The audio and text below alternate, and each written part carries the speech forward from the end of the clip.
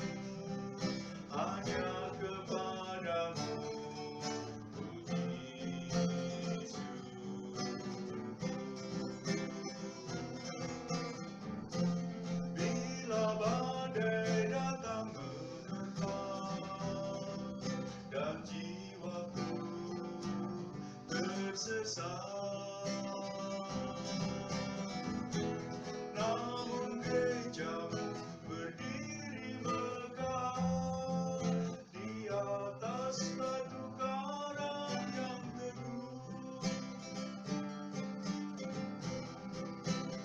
Itulah suasana ibadah tepat sebelum bangunan tua itu digantikan dengan yang baru. Tidak mudah untuk sampai ke gereja ini karena selain harus berpetualang ke pelosok desa, teman-teman harus melewati sekitar 2 km jalan raya yang diapit sawah di kanan kirinya. Nama saya Denny, saya selaku majelis di Pepandan Kadirjo ini dan juga panitia pembangunan di Pepandan ini, saya ingin bercerita tentang asal mula gagasan kami atau asal mulanya gereja ini sampai terbangun seperti ini adalah bermula di periode tahun 2012-2013. Gereja kami yang seperti di foto, gereja kami mungkin dikatakan kurang layak untuk beribadah, meskipun sebenarnya ibadah adalah persoalan hati kita dengan Tuhan, akan tetapi kita juga ada rasa was-was saat kita beribadah, di saat tempat ibadah tersebut sudah begitu reot, dikatakan hampir runtuh lah, sehingga kami pun harus menyediakan batang-batang bambu untuk menopang kuda-kuda di gereja kami yang lama itu, supaya kami agak merasa aman saat kami bergereja. Teman-teman bisa perhatikan gambar ini. Ini gambar tiang untuk menopang bangunan gereja sehingga gereja tua itu masih bisa digunakan. Tapi tentu saja kondisi ini sangat memprihatinkan. Gereja bisa saja sewaktu-waktu roboh karena lapuk dimakan usia. Akan tetapi dengan warga gereja yang hanya berjumlah belasan orang, sepertinya tidak memungkinkan untuk menggali dana dari swadaya warga Pepandan sendiri. Proses mencari dana pun diwarnai jatuh bangun. Warga gereja sempat sangat bersukacita ketika ada yang menjanjikan bantuan, tetapi ternyata tidak jadi, sehingga harapan yang tadinya kuat menjadi semakin lemah. Tetapi momen yang paling meruntuhkan harapan terjadi di bulan September 2015. Bapak Suwarno, guru Injil yang sudah puluhan tahun memimpin gereja ini, tiba-tiba dipanggil Tuhan melalui sebuah kecelakaan. Pak Warno dipanggil Tuhan di tengah masa sulit yang dialami gereja ini untuk sekedar mendapatkan tempat ibadah yang layak. Pastinya banyak orang bertanya-tanya, mengapa saya begitu terpukul dengan kepergian Pak Warno yang tidak lain dan tidak bukan adalah bapak kandung saya. Bukankah seharusnya kita berbahagia ketika orang yang kita kasihi pulang ke surga? Ya, saya mengerti. Akan tetapi pada waktu itu saya begitu terpukul, saya menangis seperti anak kecil. Pada waktu itu yang saya tangisi adalah kebodohan saya, kebebalan saya, dan ketidaktaatan saya sebagai pendoa. Sebelum Pak Warno meninggal, Tuhan sudah memberikan mimpi. Saya bermimpi ada orang-orang yang pada waktu itu di dalam mimpi Tuhan memberikan pengertian bahwa orang-orang itu simbol dari roh-roh jahat di udara. Orang-orang itu begitu brutal dan mereka berjalan ke arah rumah saya. Tetapi di dalam mimpi itu saya merasa masa bodoh. Saya merasa tidak ada yang membahayakan bagi saya. Tidak ada yang membahayakan bagi keluarga saya. Saya santai-santai saja, saya terlena, saya tertidur, saya tidak berjaga-jaga. Hingga akhirnya sebuah suara benar-benar membangunkan saya dan kemudian seketika itu juga saya berlari ke rumah. Saya melihat orang-orang itu hendak membakar rumah. Memang mereka tidak berhasil membakar rumah. Tetapi ketika saya masuk ke dalam rumah, saya melihat bapak saya sudah tidak ada. Itu mimpi yang saya terima beberapa hari sebelum Pak Warno dipanggil pulang ke surga. Mungkin orang mengatakan, ya itu kan sudah mimpi seperti itu, ya sudah pasti terjadi seperti itu. Tetapi sebenarnya tidak. Sebenarnya ketika Tuhan memberikan mimpi, Tuhan masih memberikan kesempatan kepada anak-anaknya untuk meminta kepada Tuhan. Ketika Tuhan memberikan mimpi, sebenarnya Tuhan masih memberikan kesempatan kepada anak-anaknya untuk bermusyawarah dengan Tuhan. Tuhan kita bukan Tuhan yang otoriter. Tuhan kita bukan Tuhan yang memperlakukan anak-anaknya seperti robot. Tidak. Tuhan kita adalah Tuhan yang menghargai anak-anaknya sebagai manusia. Tuhan menghargai ketika kita berdiskusi dengan Tuhan. Tuhan menghargai ketika kita mengemukakan pendapat di hadapan Tuhan. Mimpi itu terasa jelas sekali dan bahkan di dalam mimpi saya mendapat pengertian bahwa orang-orang itu melambangkan roh-roh jahat. Mimpi saya adalah sebuah simbol yang jika saya diam saja, saya tidak berdoa, saya tidak berusaha mematahkannya dengan kuasa darah Tuhan Yesus Kristus, maka mimpi itu pasti terjadi. Saya bangun dari mimpi itu tepat jam 12 malam. Saya melihat tepat jam 12 malam. Tetapi respon saya adalah respon yang saya sesali seumur hidup. Ketika saya bangun, terjaga dari mimpi itu, Tuhan membisikkan di hati saya, berdoalah. Tapi saya mengeraskan hati, saya bilang, saya capek Tuhan. Kembali saya mendengar bisikan lembut di hati saya, berdoalah. Tetapi kembali saya mengeraskan hati, saya mengatakan, Tuhan, saya ini capek, masa saya masih disuruh berdoa jam segini? Ini waktunya tidur, besok saya harus sampai di tempat kerja jam 6. Saya bisa terlambat kalau malam ini saya doa. Saya tidak akan doa. Itu pasti hanya bunga tidur biasa. Itu pasti hanya karena saya kecapean. Begitu isi hati saya menolak untuk berdoa.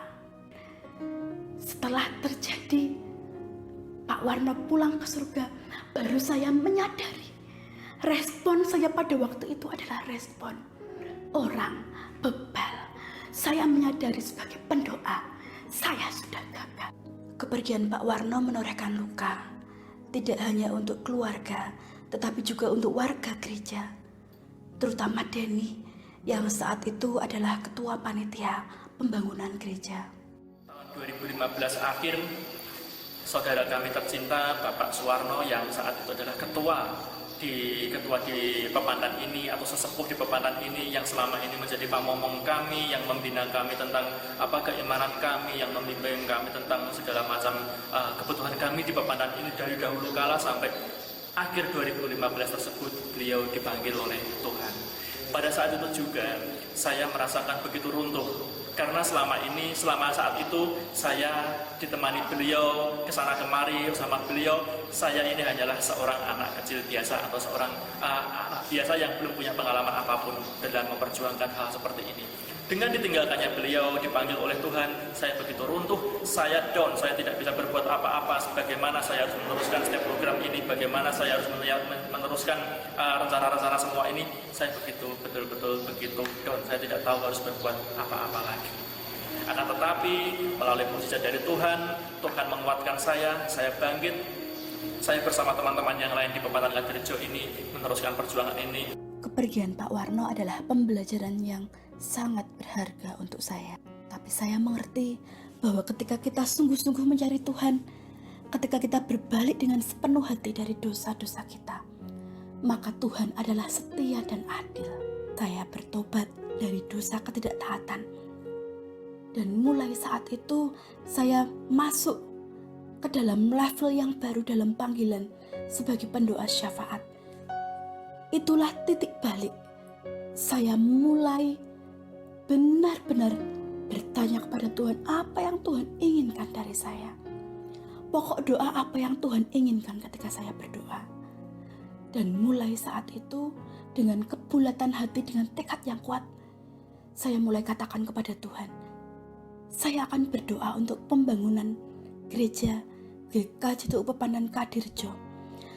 Saya akan sungguh-sungguh berdoa sampai sesuatu terjadi.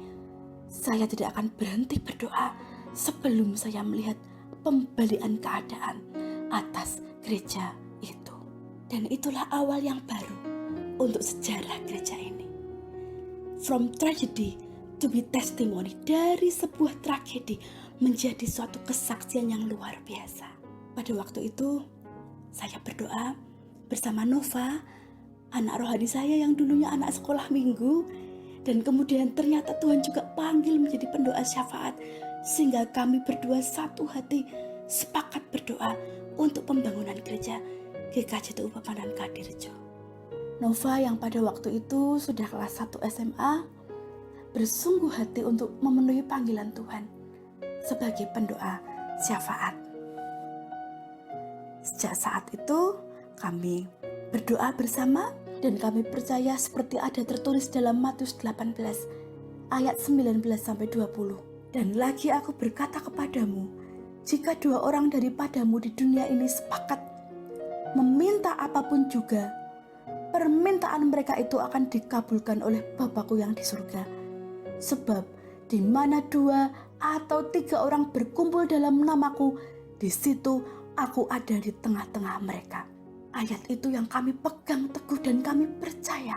Ketika kami sepakat, bahkan cuma 2 orang, ketika kami sungguh hati kami sepakat, kami memuji dan menyembah Tuhan, kami mencari hadirat-Nya, dan kami memuji menyembah Tuhan dengan sepenuh hati, sebab Tuhan bertata di atas pujian umat-Nya.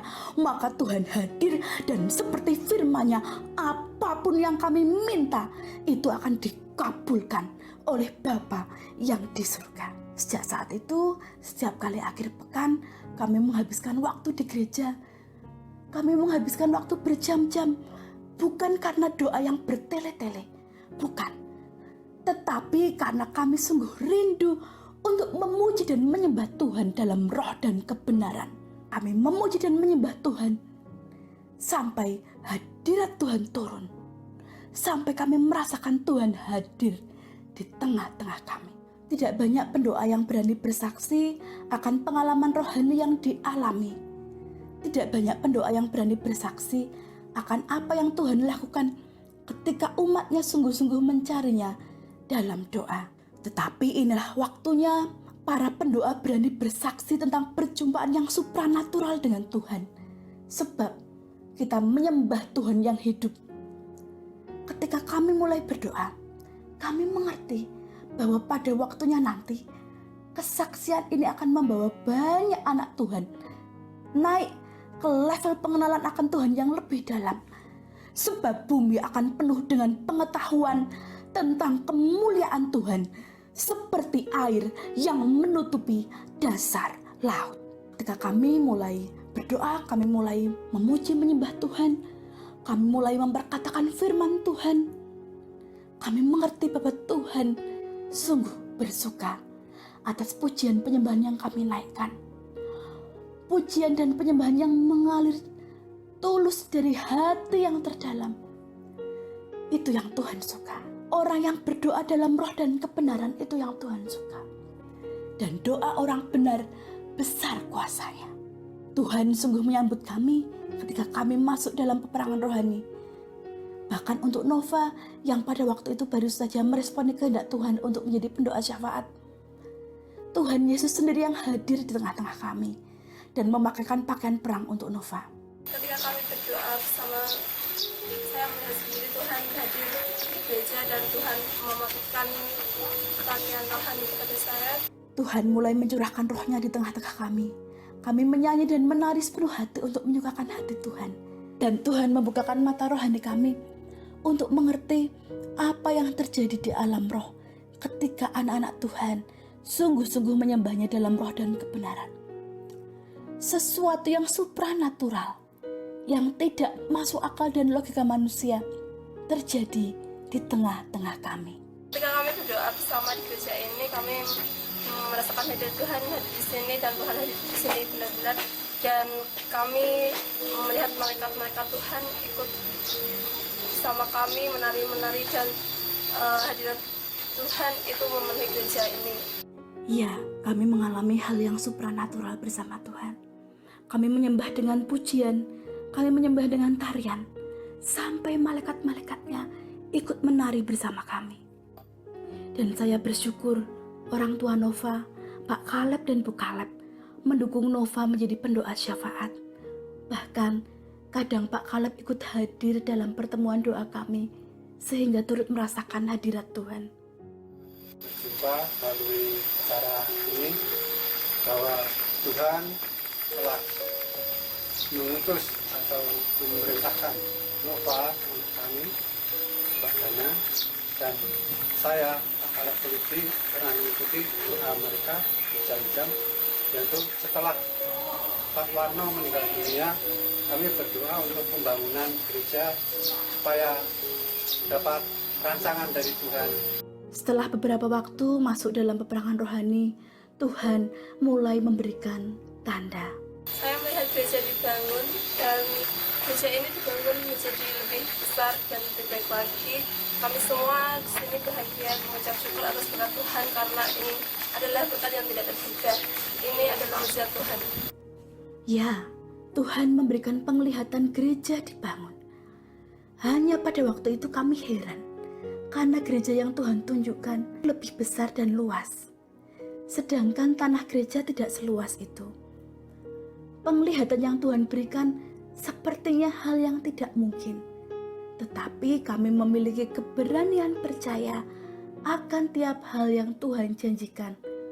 Seperti tertulis dalam 1 Yohanes 5 ayat 14. Inilah keberanian percaya kepadanya, yaitu bahwa ia mengabulkan doa jikalau kita meminta sesuatu kepadanya menurut kehendaknya. Inilah yang kami sebut confidence in faith. Keberanian percaya, keberanian beriman, keberanian untuk melihat dengan iman jauh ke depan bahwa Tuhan sudah memberikan apa yang diminta umatnya, meskipun kami belum melihat dengan mata jasmani akan penggenapannya di alam nyata. Tapi kami percaya Tuhan sudah menjawab doa kami. Tuhan sudah menyediakan apa yang kami perlukan, bahkan sebelum mata jasmani kami melihat penggenapannya di alam nyata. Tuhan sudah menyatakannya terlebih dahulu.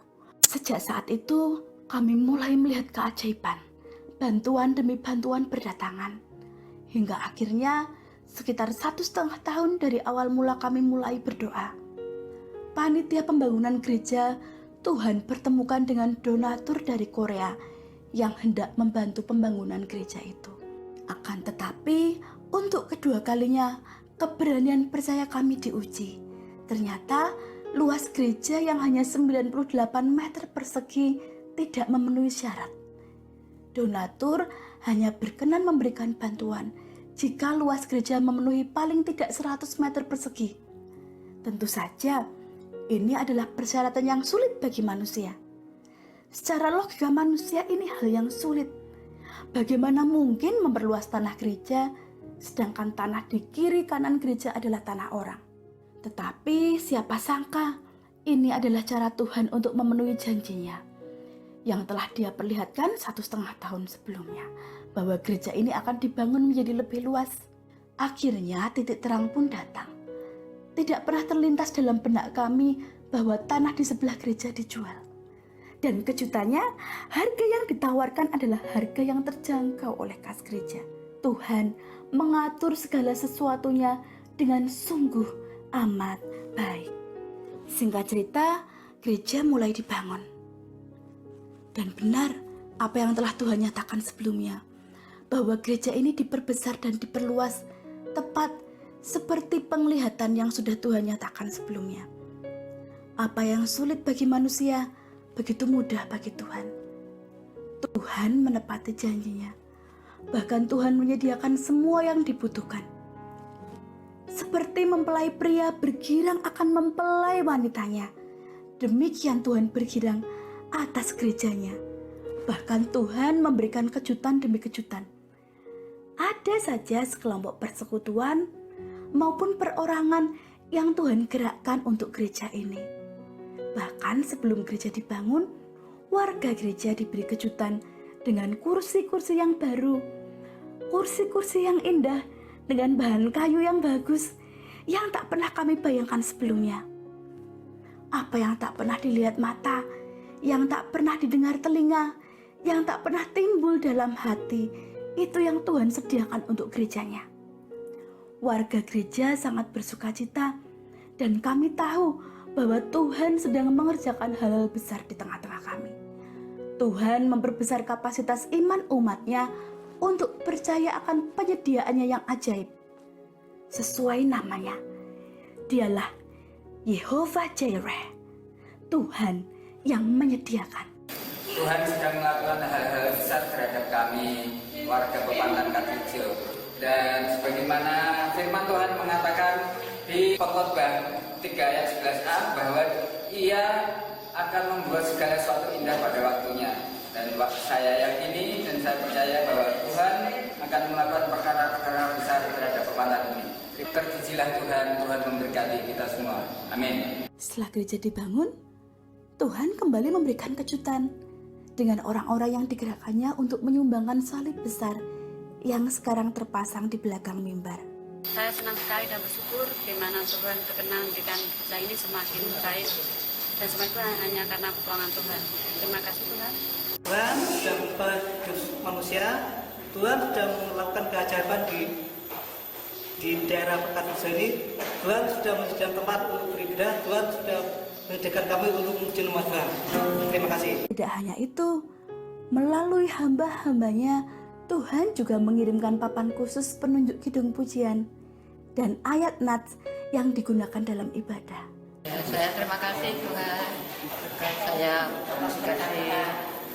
dikasih kesehatan, terus gereja sendiri saya dekat, jadi bisa hadir. Tuhan penuh dengan kejutan. Tuhan tidak pernah main-main dengan umatnya yang sungguh-sungguh berseru kepadanya. Dia memberikan banyak kejutan untuk gereja ini, bahkan untuk kehidupan pribadi umatnya. Sekarang kan bisa melihat kebesaran Tuhan di dalam kami. Pada kami diberikannya gereja besar ini dan toko ini. Terus untuk saya dengan istri yang baik ini. Terima kasih Tuhan. Bahkan ada satu jiwa yang hilang selama belasan tahun yang tak disangka-sangka kembali pulang ke rumah Tuhan karena mengalami perjumpaan pribadi dengannya. Kasih Tuhan sungguh luar biasa. Bahkan saya yang sudah meninggalkannya bertahun-tahun, karena kasih Tuhan yang sangat luar biasa itu, saya dipanggilnya kembali dan dipersatukan dalam rumah Tuhan ini. Terima kasih. Itulah kejutan terbesar untuk gereja ini. Satu domba yang hilang ditemukan. Satu domba yang tersesat kembali pulang. Tuhan Yesus baik. Tuhan Yesus dahsyat. Ketika kami menghitung kebaikan Tuhan, hati kami meluap dengan ucapan syukur. Kami menyampaikan dan bersaksi di hadapan Bapak Ibu semua bahwa pembangunan gedung gereja di Pepantan Kartijio ini adalah anugerah dari Tuhan yang luar biasa, karena sudah berpuluh-puluh tahun kami beribadah di rumah ibadah yang tidak layak untuk memuji Tuhan. Inilah kesaksian pembangunan gereja ini. From tragedy to be testimony. Berawal dari tragedi menjadi kesaksian yang luar biasa. Tentu tidak mengandalkan kekuatan manusia. Perjalanan ini membuat kami mengerti bahwa yang terpenting adalah doa. Oh, yang penting ya doa toh ya. Hubungan dengan Kristus itu yang penting. Amin. Kristus itu hidup kok. Dia itu hidup, memang pernah mati. Jadi pernah mati dan hidup sampai sekarang itu kan memiliki kuasa. Ya, Tuhan Yesus hidup. Dia hanya sejauh doa. Kami mengucapkan terima kasih yang sebesar-besarnya bukan hanya untuk pihak dari Freya, Mr. Yun dan teman-temannya, akan tetapi dari semua pihak yang persembahkan untuk kami. Boleh kami sebut beberapa adalah dari GKI Semarang, Pak Andika dan teman-temannya yang begitu support kami untuk dari awal hingga akhirnya pun masih memberikan kami bangku-bangku yang baru. Kami bisa duduk di bangku yang kuat, yang tidak takut saat kami duduki jatuh. Kemudian teman-teman yang lain dari teman-teman Bapak Bambang Israel yang memberikan dukungan penuh kepada kami juga, dari Jemaat Kinasih di Getas, dari Pepandan Gentan yang juga memberikan dukungan untuk kami semua. Kemudian Pak Pendeta Heru dan keluarga, terima kasih sekali. Untuk GKJ Jemaat Salatiga, untuk personal yang mungkin tidak bisa kami sebut satu persatu, kami betul-betul mengucapkan terima kasih. Mohon maaf kami tidak bisa menyebutkan satu persatu. Akan tetapi Tuhan begitu besar kemuliaannya sehingga Tuhan pasti akan menghitung dengan sedetail mungkin apa yang Bapak Ibu persembahkan untuk kami semua. Terima kasih, demikian kesaksian kami dengan gedung gereja kami yang baru. Puji Tuhan, Tuhan memberkati kita semua. Amin. GKJTU Pepandan Katirejo menjadi berkat peran Injil, pelayanan kasih, agar Injil terus diwartakan bagi sesama, terutama di sekitarnya. Tuhan memberkati.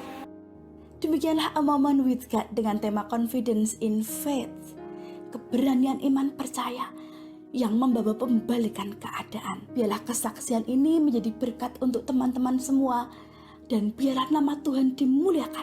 Jika teman-teman diberkati dengan kesaksian ini, jangan lupa share video kesaksian ini sebanyak-banyaknya agar semakin banyak yang memuji nama Tuhan, agar semakin banyak yang melihat kedahsyatan perbuatannya di tengah-tengah kami, agar semakin banyak yang mengerti bahwa Tuhan yang kita sembah adalah Tuhan yang hidup, Tuhan yang sanggup menjawab doa-doa umatnya. Terima kasih sudah bersama kami dalam A Moment with God episode 6. Tuhan Yesus memberkati.